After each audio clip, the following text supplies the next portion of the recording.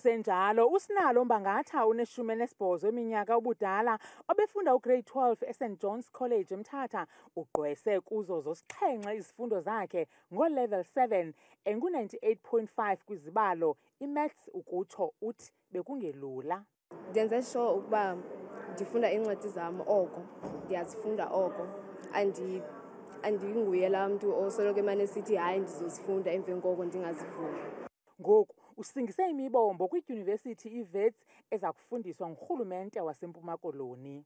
Thina ngelaa xesha besifunda ubuye uthi uba ndinqwenela uba into ethile kodwa ungade ufikelele apho. Kodwa kuThixo wenza inceba uba andinike umntana ozovele ke ngoku enze ngolwaa hlobo mna ndandinqwenela ngalo.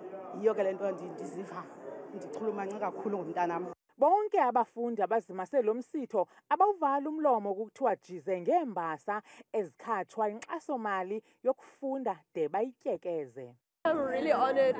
It's incredible to be here today and to know that as long as everyone else here has achieved so much. Inkulu baphathiswa namagosa kwisebe lezemfundo bancoma ukutsala ngaxhadi linye njengeqwili kwiziphumo ezihle. We're giving them full bursary. We're awarding 30 top learners in the province. Full bursary for whatever degree or profession one wants to pursue. So we're quite happy, and we're just telling our kids that work hard, get into that crossroad of grade 12.